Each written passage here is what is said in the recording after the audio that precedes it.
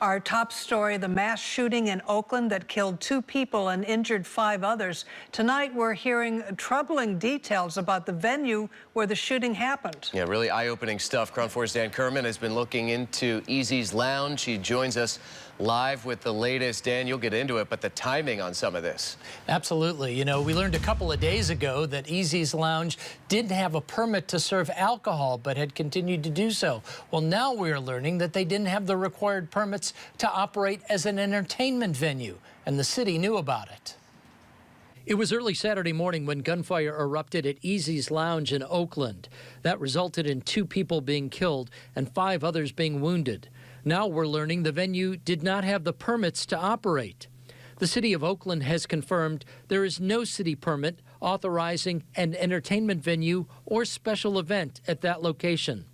The city was aware that the venue was operating without the required entertainment venue permit, and multiple departments were in the process of coordination to collect the evidence needed to declare a public nuisance when the incident occurred. According to the city, on August 20th of 2025, the city informed both the operator and the property owner that an entertainment venue permit was required. But it appears Easy's continued to operate. City officials say building a case to declare a public nuisance requires actual evidence of illegal or unpermitted activities, and the city was in the process of obtaining that evidence. However, the city did not send a cease and desist order to the business until this week, after the shooting had occurred. Crown 4 also confirmed with the State Department of Alcohol Beverage Control that the club had been without a liquor license since January. Again, the city maintains it spent the last 7 months trying to put a case together to shut the place down, that shooting occurring before they did. Live in the newsroom, Dan Kerman, Crown 4 News. Dan, thank you. And earlier today, Oakland's Mayor Barbara Lee joined us live on Crown 4 News at noon to discuss the situation.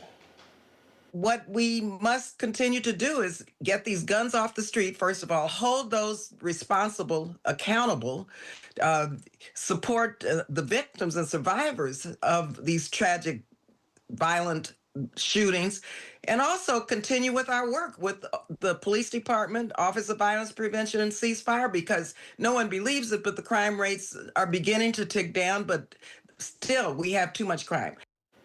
Mayor Lee went on to say California's gun laws are not strict enough because illegal guns are being transported across state lines.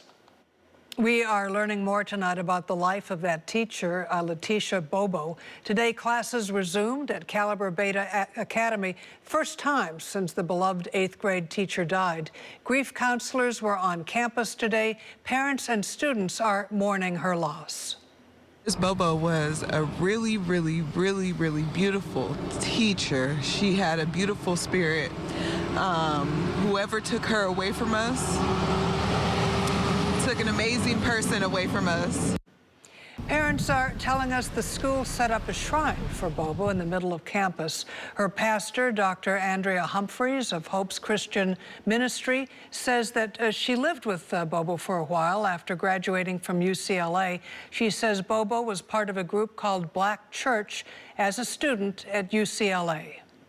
Just really deep into college ministry and helping young adults on the college campus and they would just have Bible studies and invite speakers from all over to come and speak to the students. And then by the time they joined our church, you know, there was a whole crew of them. But for sure, Tish and her friend Bree were the ringleaders. Bobo was also a singer, actress, and screenwriter.